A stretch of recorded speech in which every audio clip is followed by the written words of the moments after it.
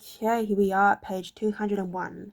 Whenever this happens to me, I try to remind myself of a simple rule: never miss twice. If I miss one day, I try to get back into it as quickly as possible. Missing one workout happens, but I'm not going to miss two in a row. Maybe I'll eat an entire pizza, but I'll follow it up with a healthy meal. I can't be perfect, but I can't avoid a 6-second lapse. As soon as one streak ends, I get started on the next one. The first mistake is never the one that ruins you. It is the spiral of repeated mistakes that follows. Missing once is an accident. Missing twice is the start of a new habit. This is a distinguishing feature between winners and losers. Anyone can have a bad uh, anyone can have a bad performance, a bad workout, or a bad day at work. But when successful people fail, they rebound quickly. The breaking of a habit doesn't matter if the reclaiming of it is fast. I think this principle is so important that I'll stick to it even if I can't do a habit as well or as completely as I would like. Too often we fall into an all or nothing cycle with our habits. The problem is not slipping up. The problem is thinking that if you can't do something perfectly, then you shouldn't do it at all. You don't realize how valuable it is to just show up on your bad or busy days. Lost days hurt you more than successful days help you. If you start with $100, then a 50% gain will take you to 150, but you only need a 33% loss to take you back to 100. In other words, avoiding a 33% loss is just as valuable as achieving a 50% gain. As Charlie, the first rule of compounding: never interrupt it unnecessarily. This is why the bad workouts are often the most important ones. Slugging days and bad workouts maintain the compound gains you secured from previous good days. Simply doing something, 10 squats, 5 sprints, a push up, anything really is huge. Don't put up a zero. Don't let losses eat into your compounding. Furthermore, it's not always about what happens during the workout. It's about being the type of person who doesn't miss workouts. It's easy to train when you feel good, but it's crucial to show up when you don't feel like it, even if you do less than you hope. Going to the gym for 5 minutes may not improve your performance, but it reaffirms your identity. The all or nothing cycle of behavior change is just one pitfall that can derail your habits. Another potential danger, especially if you are using a habit tracker, is measuring the wrong thing. Knowing when and when not to track a habit. Say you're running a restaurant and you want to know if your chef is doing a good job. One way to measure success is to track how many customers pay for a meal each day. If more customers come in, the food must be good. If fewer customers come in, something must be wrong. However, this one measurement, daily revenue, only gives a limited picture of what's really going on. Just because someone pays for a meal doesn't mean they enjoy the meal. Even dissatisfied customers are unlikely to dine and dash. In fact, if you're only measuring revenue, the food might be getting worse, but you're making up for it with marketing or discounts or some other method. Instead, it may be more effective to track how many customers finish their meal or perhaps the percentage of customers who leave a generous tip. The dark side of tracking a particular behavior is that we become driven by the number rather than the purpose behind it. If you find if your success is measured by quarterly earnings, you will optimize sales, revenue, and accounting for quarterly earnings. If your success is measured by a lower number on the scale, you will optimize for a lower number on the scale, even if that means increasing crash diets, juice cleanliness, and fat loss pills. The human mind wants to win whenever game is being played. This pitfall is evident in many areas of life. We focus on working long hours instead of getting meaningful work done. We care more about getting 10,000 steps than we do about being healthy. We teach for standardized tests instead of emphasizing learning, curiosity, and critical thinking. In short, we optimize for what we measure. When we choose the wrong measurement, we get the wrong behavior. This is something referred to as Goodhart's law. named after the economist Charles Goodhart. The principle states when a measure becomes a target, it ceases to be a good measure. Measurement is only useful when it guides you and adds context to a larger picture, not when it consumes you. Each number is simply one piece of feedback in the overall system. In our data-driven world, we tend to overvalue numbers and undervalue anything ephemeral, soft and difficult or to quantify. We mistakenly think the factors we can measure are the only factors that exist. But just because you can measure something doesn't mean it's the most important thing. And just because you can't measure something doesn't mean it's not important at all. And all of this to say, it's crucial to keep habit tracking in its proper place. It can feel satisfying to record a habit and track your progress, but the measurement is not the only thing that matters. Furthermore, there are many ways to measure progress, and sometimes it helps to shift your focus to something entirely different. This is why non-scale victories can be effective for weight loss. The number on the scale may be stubborn, so if you focus solely on that number, your motivation will sag. But you may notice that your skin looks better, or you wake up earlier, or your sex drive got a boost. All of these are valid ways to track your improvement. If you're not feeling motivated by the number on the scale, perhaps it's time to focus on a different measurement, one that gives you more signals to progress. No matter how you measure your improvement, habit tracking offers a simple way to make your habits more satisfying. Each measurement provides a little bit of evidence that you're moving in the right direction and a brief moment of immediate pleasure for a job well done. Chapter 17: How an Accountability Partner Can Change Everything. After serving as a pilot with World War II, Roger Fisher attended Harvard Law School and spent 34 years specializing in negotiation and conflict management. He founded the Harvard Negotiation Project. He founded the Harvard Negotiation Project and worked with numerous countries and world leaders on peace resolutions, hostage crisis, and diplomatic compromises. But it was in the 1970s and 1980s, as the threat of nuclear war escalated, that Fisher developed perhaps his most interesting idea. At the time, Fisher was focused on designing strategies that could prevent nuclear war, and he had noticed a troubling factor.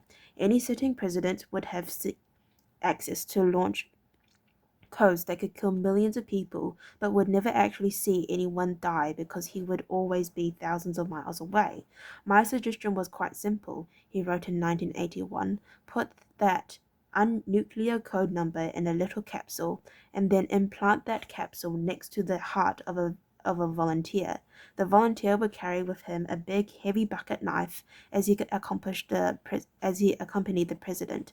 If ever the president wanted to fire nuclear weapons, the only way he could do so would be for him first, with his own hands, to kill one human being.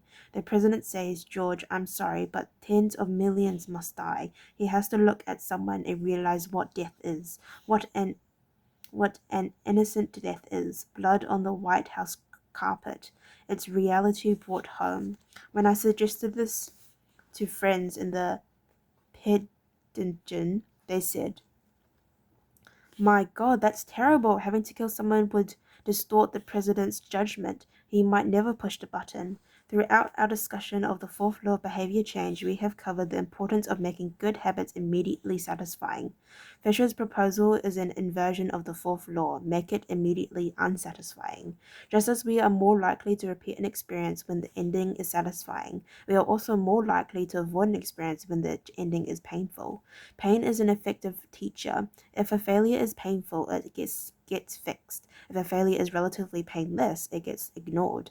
The more immediate and more costly a mistake is, the faster you will learn from it. The threat of a bad review forces a plumber to be good at his job. The possibility of a customer never returning makes restaurants create good food. The cost of cutting the The wrong blood vessel makes a surgeon master human anatomy and cut carefully. When the consequences are severe, people learn quickly. The more immediate the pain, the less likely the behavior. If you want to prevent the habit, if you want to prevent bad habits and eliminate unhealthy behaviors, then adding an instant cost of the action is a great way to reduce their odds. We repeat bad habits because they serve us in some way, and that makes them hard to abandon. The best way I know to overcome this predicament is to increase the speed of the punishment associated with the behavior. There can't be a gap between the action and the consequence. As soon as actions incur an immediate consequence, behavior begins to change. Customers pay their bills on time when they are charged a late fee. Students show up to class when their grades is linked to attendance. We'll jump through a lot of hoops to avoid a little bit of immediate pain. There is, of course, a limit to this. If you're going to rely on punishment to change behavior, then the strength of the punishment must match the relative strength of the behavior it is trying to correct. To be productive, the cost of procrastination must be greater than the cost of action. To be healthy, the cost of laziness must be greater than the cost of exercise. Getting fired for smoking in a restaurant or failing to cycle adds consequence to an action. Behavior only shifts if the punishment is painful enough and readily enforced. In general, the more local, tangible, concrete, and immediate the consequence, the more likely it is to influence individual behavior. The more global, intangible, vague, and delayed the consequence, the less likely it is to influence individual behavior. Thankfully, there is a straightforward way to add an immediate cost to any bad habit. Create a habit contract. The habit contract. The first seatbelt was passed in New York on December 1st, 1984. At this time, just 14% of people in the United States regularly wore a seatbelt, but that was all about to change. Within 5 years, over half of the nation had seatbelt laws. Today, wearing a seatbelt is enforced by law in 49 of the 50 states, and it's not just the legislations. The number of people wearing seatbelts has changed dramatically as well. In 2016, over 88% of Americans buckled up each time they got in a car. In just over 30 years, there was a complete reversal in the habits of millions of people. Laws and regulations are an example of how government can change our habits by creating a social contract. As a society, we collectively agree to abide by certain rules and then enforce them as a group. Whenever a new piece of legislation impacts behavior, seatbelt laws, banning smoking inside restaurants, mandatory recycling, it is an example of a social contract shaping our habits. The group agrees to act in a certain way, and if you don't follow along, you'll be punished. Just as governments use laws to hold citizens accountable, you can create a habit contract to hold yourself accountable. A habit contract is a verbal or written agreement in which you state your commitment to a particular habit and the punishment that will occur if you don't follow through. Then you find one or two people to act as your accountability partners and sign off on the contract with you. Brian Harris, an entrepreneur from Nashville, Tennessee, was the first person I saw put this strategy into action. Shortly after the birth of his son, Harris realized he wanted to shed a few pounds. He wrote up a habit contract between himself, his wife, and his personal trainer. The first version read, Brian's #1 objective for QI of 2017 is to start eating correctly again so he feels better, looks better, and is able to hit his long-term goal of 200 pounds at 10% body fat. Below that statement, Harris laid out a roadmap for achieving his ideal outcome. Phase 1, get back to a strict slow-carb diet in QI. Phase 2, start a strict